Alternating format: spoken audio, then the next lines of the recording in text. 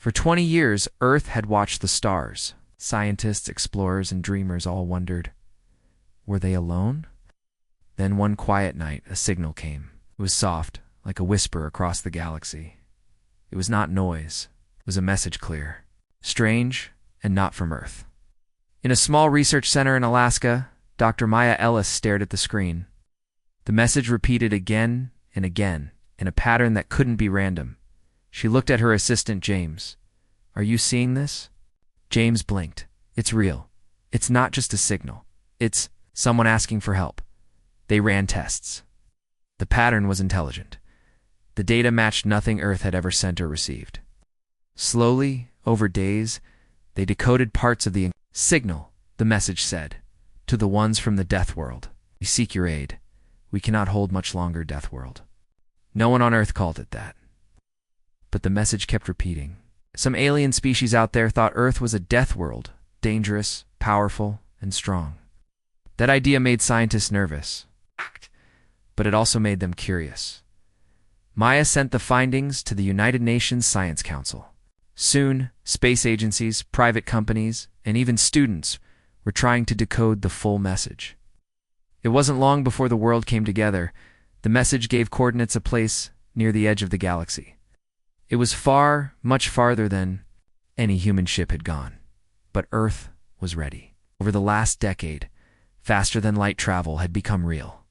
It wasn't perfect, but it worked. Earth could send a ship, the world asked. Should they go? Some people said it was dangerous. Others said it was a trick. But many said something else. If someone out there was asking for help, then Earth Death World, or not, should answer. The ship they chose was called Solace 1. It was the newest, strongest, and most advanced ship Earth had ever built. It could survive solar storms, black hole edges, and unknown threats. But more than that, it had a human crew: pilots, scientists, engineers, and even teachers. Captain Nora Lee stood on the bridge. She was calm and focused. Her crew was ready. Fast. They prepared for launch. She looked at Earth one last time through the viewport. "We don't know who sent the message," she said. "We don't know what we'll find. But we go because someone asked for help. And that's what we do." The engines of Solace 1 glowed blue. The stars bent. Time and space twisted. In seconds, the ship jumped into deep space, in a path that no human had traveled before. Back on Earth, people watched the sky. Children pointed at the stars. News channels played updates every hour. The world was waiting, and far away, on a dying world, someone or something waited too. The message had reached them. The Death Worlders were coming. The ship Solace 1 moved through deep space, faster than light. Stars passed like silver streaks across the black sky. Inside the ship, the crew worked quietly but with purpose. Each person had a job to do, and they did it with care. Captain Nora Lee walked through the main corridor. The ship was quiet, but not silent. Gentle hums came from the engines. Soft lights glowed along the walls. She stopped near the observation window and looked out. It was strange flying so far away from Earth, toward a place no human had seen, but she felt calm. She believed in her mission. Someone out there had asked for help, and help was what they would bring. Down in the science lab, Dr. Arun Malik checked the signal again. It hadn't changed much, but the patterns were becoming clearer. "The message isn't just a call for help," he said to Maya Ellis, who had joined the crew for the journey. "It's also a map. It shows a network of destroyed systems whole. Planets burned or lost." Maya frowned. "So they're running from something?" "Yes," Arun nodded. "They're not just asking for help, they're warning us." Maya stared at the data. It showed a trail of damage, starting from deep space and moving closer to the edge of the galaxy toward the place where the signal came from. "But they still want us to come," she said softly, "even though it might be dangerous." Arun nodded. "That means they're desperate." Elsewhere on the ship, Commander Leo Tran ran drills with the team. They practiced how to land on unknown planets, how to deal with strange environments, and how to use translation devices for alien speech. Everything was peaceful, but they trained like it wasn't. We prepare for peace, Leo often said. But we're ready for surprises. Engineer Carmen Reyes checked the ship's systems daily. She spoke to the ship's AI and monitored every part of Solace 1. The engines worked perfectly. The shields were strong. Everything was fine until they passed a strange point in space. It was a quiet place, empty and dark. What? But when they flew through it, the ship lights flickered. A deep sound echoed through the hallways, like a soft thump. Everyone stopped what they were doing. Was that something outside? One of the younger crew members asked. Captain Lee called for a full scan. Maya and Arun checked the computers. The ship's sensors showed nothing, no debris, no object, no signal, just silence. That's strange, Arun said. There's blank spot, like a hole in space. A hole? Captain Lee asked. Not physical, Maya explained. But no data comes from it. No light, no sound, as if space is missing. They moved away quickly and stayed alert. After a few hours, things returned to normal, but everyone felt the change. The journey was peaceful, but not safe. Something out there was watching, or waiting. Later, in the common room, the crew gathered to eat and talk. Music played softly in the background. Laughter returned, though it was quieter now. Dr. Malik showed a 3D map of their journey. It showed stars, planets, and the line of travel. He pointed to the next destination. This is the last jump before we reach the signal source, he said. We should arrive in 2 days. Someone asked, do we know who they are yet? No, Maya said, not yet. But we do know they're afraid, and they believe we're stronger. That idea made people think. Earth had never considered itself special. It only just learned how to travel among the stars. But to these aliens, Earth was something powerful. A death world. Full of life and challenge. Maybe they think we're stronger because we survived our own world, Leo said. Earth was never easy. We learned to adapt. Captain Lee nodded. And now we carry that strength into the stars. Not to fight. Not to scare. But to help. The crew felt proud. Not because they were the best, but because they cared. They weren't coming to conquer. They were coming to answer a cry for help.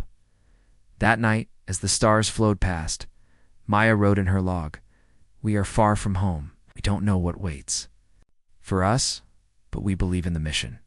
We believe in hope. Tomorrow we reach the edge of the galaxy. And maybe we meet the ones who called out to us. The journey continued. Quiet engines hummed, lights glowed. And far ahead, a small, distant world waited, broken, tired, but still hoping for help. The humans were on their way. The stars outside Solace, one changed as the ship came close to the edge of the galaxy. The crew could feel it.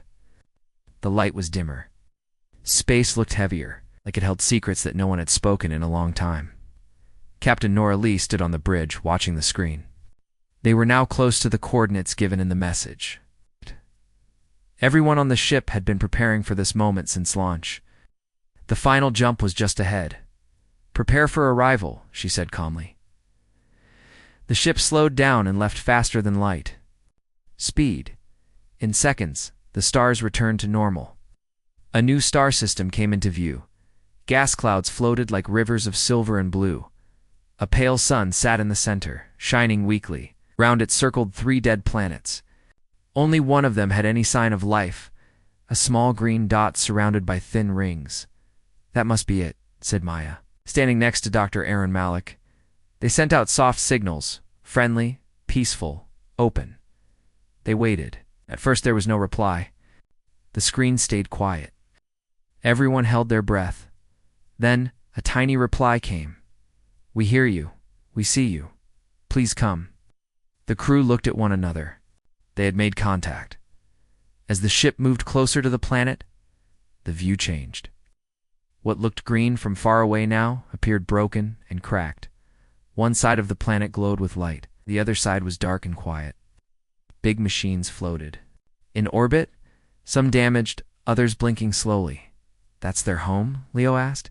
It looks half dead. Half dead, Maya said softly, but not fully lost. They found a safe spot to enter orbit, and sent a smaller shuttle down to the surface. Captain Lee chose a small team to join her. Maya, Arun, Leo, and 2 engineers. The shuttle passed through thin clouds and landed near a large structure. It looked old, but still strong. Lights flickered on as they approached.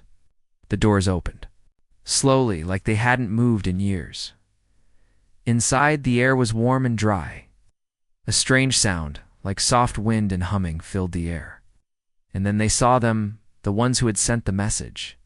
They were tall, with soft gray skin and gentle faces. Their eyes were wide and filled with light. They moved slowly, not out of fear, but as if they were tired. Very tired, one stepped forward and spoke through a translator. "You came. The Deathworlders, you really came." Captain Lee smiled gently. "We received your message. We came to help. My name is Nora. We are humans from Earth." The alien bowed slightly. "I am Varel, a speaker of the last council of Inari. Welcome." More of the Inari came forward, watching with quiet wonder. Some of them looked weak. Others helped their elders walk. The humans were surprised. These beings were not warriors. They were scientists, teachers, and builders. "What happened to your world?" Arun asked gently. Varel looked toward the cracked wall. "Long ago, we reached far across the stars. But something followed us, something that took but never gave. We could not stop it. So we ran. We lost many. This is all that remains." The crew listened closely. The Inari showed them maps of their star systems, once full of life, now silent.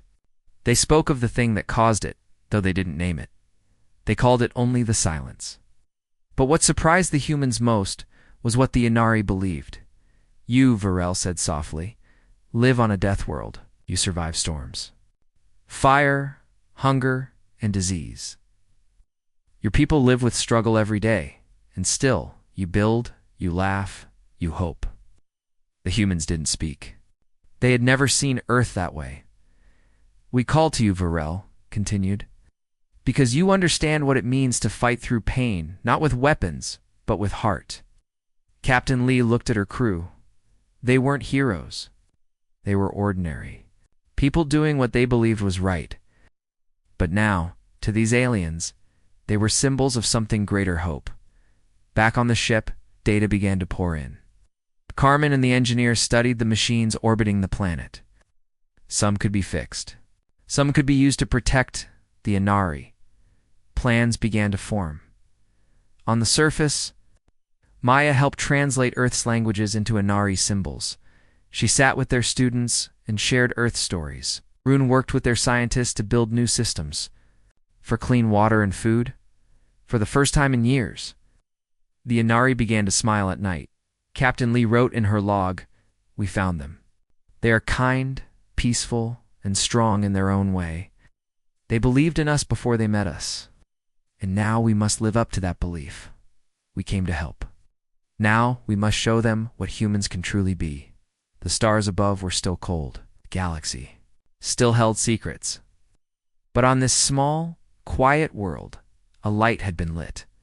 The humans had arrived. Asterisk, the humans had arrived just in time. The Inari people, though peaceful and wise, were tired. Their world had survived, but only just. Now, with help from Earth, they were beginning to dream again. Captain Nora Lee stood on the high platform outside the Inari's main hall. The sky above was light purple, and 2 moons floated quietly. Below, the human engineers worked alongside the Inari to repair old machines. New lights flickered to life along the pathways of the city. "It's beautiful," Maya said as she joined the captain. Nora nodded, and fragile, like a flower growing in a cold place. Maya smiled, but flowers grow, even in the hardest places. Inside the Science Center, Dr. Arun Malik sat with Inari scientists. Their minds were sharp, even though their bodies were weak. They shared their knowledge freely. They had data from dozens of star systems. They had once built great ships. They had studied energy from stars and the patterns of time itself. But all of that had been lost when the silence came. "We tried to stop it with technology," Virel told Aaron, "but it did not listen.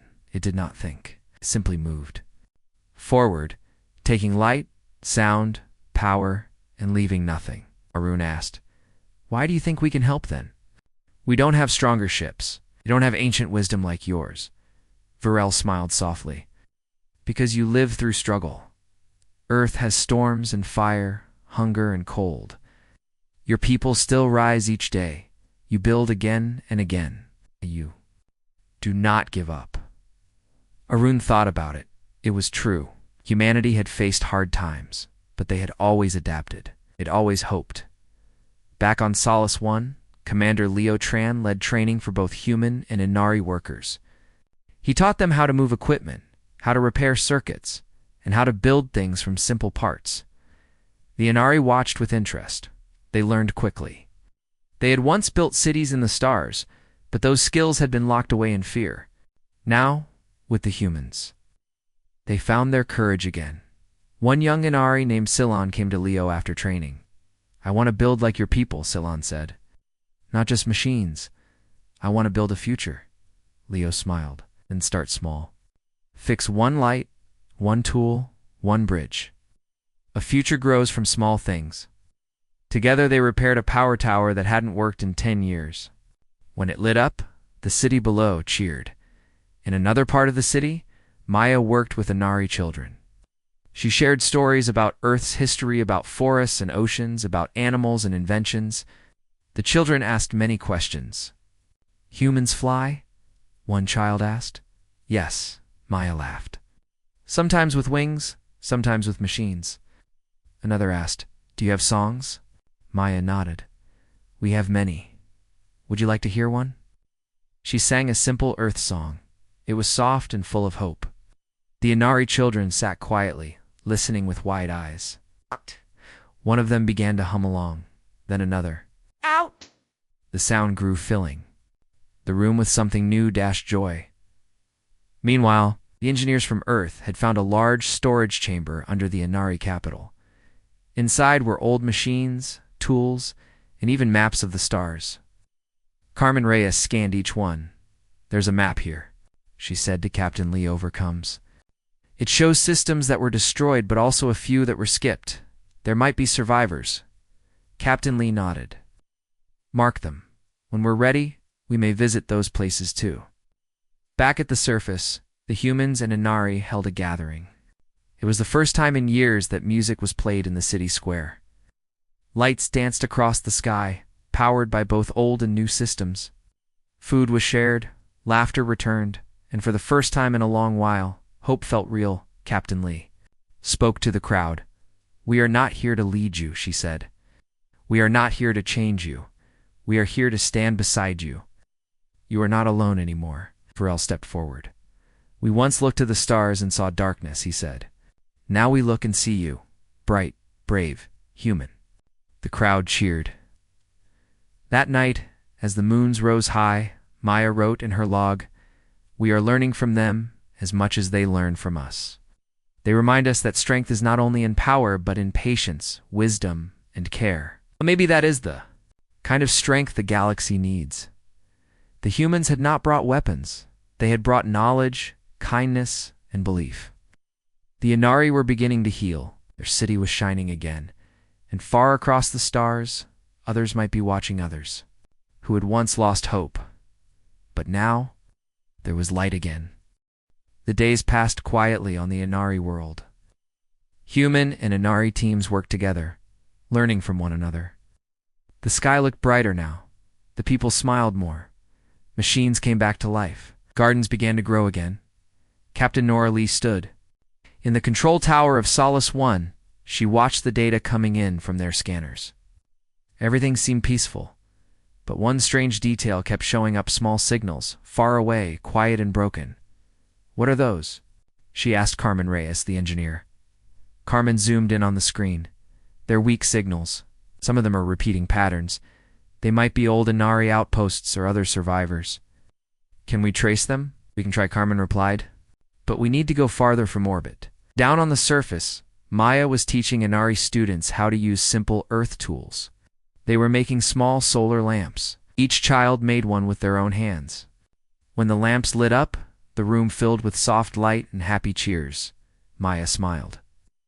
Now, you can bring light anywhere, Ivan, to the darkest places. One of the students, a quiet boy named Laren, raised his hand. Will we help the others? 2, Maya paused. What others? The ones who are still lost, Laren said. The ones who never sent messages, or were too scared to try. Maya nodded slowly. Yes, we will try. Later that night, Maya shared Laren's words with the captain and the crew. They all sat together in the common room, looking at the star maps. There may be other planets, Maya said. It's other people like the Inari. Maybe they need help too. Arun looked at the data. I've seen the same. There are patterns places where something once lived, but now there's silence. Captain Lee stood and looked at the star map.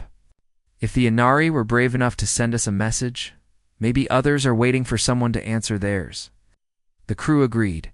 They decided to launch small signal drones machines that could fly across space and scan for signs of life. Drones would carry a message from Earth and the Inari, offering peace and friendship. The message was short. You are not alone. We are here. We will help. The Inari helped design the message in many languages and tones. They added soft music and images of both worlds. When the first drone launched, the whole city watched. It rose slowly like a silver bird and vanished into the stars. Meanwhile, Carmen and her team repaired an old Inari satellite dish high in the mountains. It took days of work, but when it finally turned on, it caught something unexpected. A reply. The signal was faint but real. It came from a planet called Varela. Once known as a peaceful place in Inari history, Captain Lee called the team together. We have a choice, she said. We can stay here and continue helping this world. Or we can follow the signal and see if someone else needs us. Virel, the Inari leader, stepped forward. You have already given us more than we hoped for, he said. Now you must go. Find the others. Share the light. The decision was made. Solace One would leave in 3 days. A few humans would stay behind to help the Inari grow stronger. The rest would continue the mission. Maya felt a mix of emotions. Friends here. Saying goodbye wouldn't be easy. She walked through the city one last time. The lights glowed gently. The people were building again. Hope had returned. That night at a small farewell gathering, the Inarian humans sat together under the stars. Stories were told and quiet songs were shared. Virel spoke to the group. Once we were lost. Now we are found. Not because of power, not because of fear, but because someone cared enough to answer. Captain Lee placed a hand over her heart. And we will keep answering. The next morning, Solace One lifted off. As the engines warmed and the ship rose into the sky, the Inari waved from below. The humans watched them grow smaller and smaller as the ship climbed higher. In the control room, Maya looked at the map. A new path was set. Virela waited. She whispered, "Hold on, we're coming." Back on the surface, young Laren held his solar lamp and looked at the sky. He smiled. He knew the light would keep spreading. Asterisk. Solace One moved through deep space once more. Its engines hummed softly, and the stars outside looked like frozen sparks on black velvet. Inside the ship, the crew felt both excitement and concern. They were heading to Varela, a planet believed to be lost long ago. Captain Nora Lee sat on the bridge, staring at the map. The signal from Varela was still weak, but steady. It pulsed gently like a heart beats, low and tired, but alive. How much longer? She asked. Carmen checked the system. 12 hours. The planet is small. Not much data on it, Arun added. According to the Inari records, Virela was peaceful. It was a home for scientists and artists. They never built defenses. They believed the universe would protect beauty. Maya frowned. But the universe isn't always kind, not to the quiet ones. When the ship reached Varela, it slowed down. The planet came into view blue and gold, with white clouds curling around its edges. But something was wrong. The cities were dark. The space around the planet was quiet. No orbiting stations. No movement. Scan the surface. Captain Lee ordered. Carmen ran the scan. There are small energy sources. A few buildings still working. One area has warmth. Maybe people. They prepared a small landing crew. Captain Lee stayed on the ship while Maya, Arun, Leo, and 2 engineers took the shuttle down. As they entered the planet's atmosphere, they saw broken towers and empty roads. But among the ruins, green plants had started to grow again. Nature had not given up. They landed near the signal source, an old building with tall windows and cracked walls. The door opened slowly as they approached. Inside it was quiet. Dust hung in the air like soft smoke. Then a voice spoke from a speaker on the wall. "Welcome. We hoped you would come." The crew looked at one another. Arun stepped forward. "Are from Earth. We received your signal." A door opened. From behind it came a group of tall figures similar to the Inari, but thinner and pale. Their eyes were gentle, but filled with surprise. "You are humans," one of them said. "From the death world," Maya smiled. "That's what they call us, but we come in peace." The being nodded. "I am Sorel, caretaker of Varella's last hall. We are few, but we remain." They led the humans through the building. It had once been a school and a library. Now it was also a home. Only about 50 people lived there. They had survived using old technology, careful planning, and hope. "We sent the signal many years ago," Sorel said, "but we did not know if anyone would hear." "You were heard," Maya replied softly, "and we're here to help." The humans shared food, water packs, and small solar devices. They also offered medicine and light tools. The Virellans accepted, with quiet thanks. Later, while walking in the garden area, Maya noticed something strange. The trees had symbols carved into their bark shapes like stars and waves. "What are these?" she asked. Sorel explained. "They are memory trees. We write what we remember, so it is never lost." One symbol stood out, looked like Earth's sun.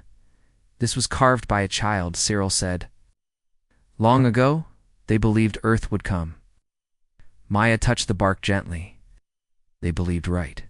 Back on Solace 1, Captain Lee received a new report, another signal this time from a nearby moon, but it was different.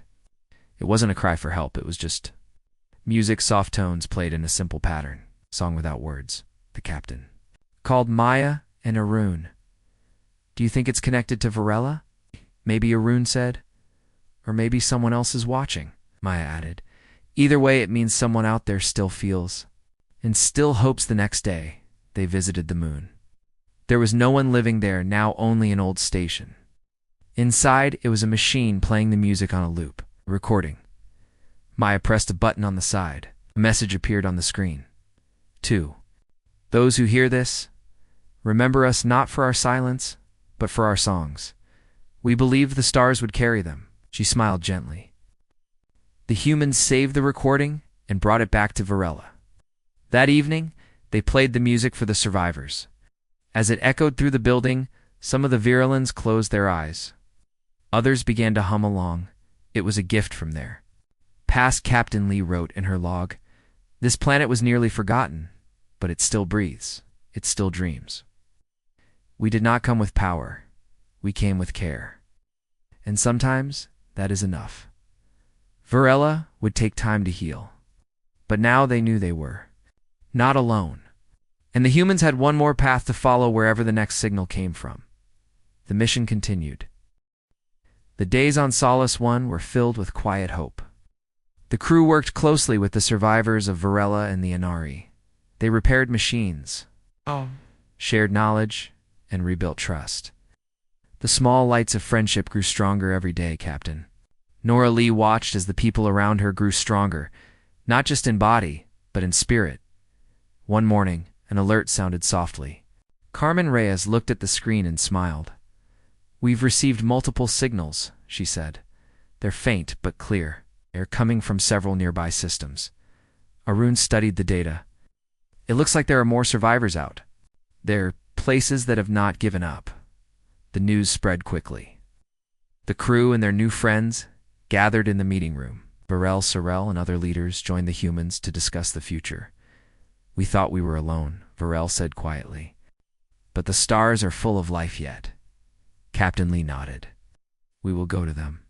We will bring help, hope, and friendship. Plans began to form. Small ships and drones would carry supplies and messages to these other worlds. People who had lost their way might find their path again. Leo Tran worked with the Inari and Virulon engineers to build new drones. These were faster, stronger, and able to travel long distances. They carried messages of peace, light, and a promise of help. Meanwhile, Maya and Arun worked on building stronger communication devices. They wanted to create a network that could connect all these distant places. One afternoon, Maya sat with Liren, the young Inari boy from before. He held his small solar lamp, watching the stars. Do you think the others will hear us? Liren asked. We have to believe they will, Maya replied. Sometimes hope is the strongest light. Liren smiled and nodded. As weeks passed, the drones flew out into the darkness. The signals from those distant places grew stronger. Replies came back. Sometimes simple, sometimes filled with joy. Some were from worlds similar to the Inari and Varela. Others were from places no one had expected. One day, a message arrived that surprised them all. It was from a place called Talmarissa World, full of rivers and forests, where people had built cities in the trees. Their message was simple. We have waited for help. We will join the light. The crew cheered. This was the start of something. New, a gathering of worlds that had been lost in silence but were now finding each other again. Captain. Lee knew the journey was not over. There would be challenges ahead, but she believed in the strength of the human heart and the power of friendship. In her log, she wrote, The galaxy is waking up. The light we bring is small, but it grows. Together, we are stronger. Together, we will build a future where no one is forgotten. The stars shone brighter that night, and the light kept spreading. Asterisk one glided smoothly through the calm stars. Its journey had taken it far from Earth, across forgotten worlds and broken systems.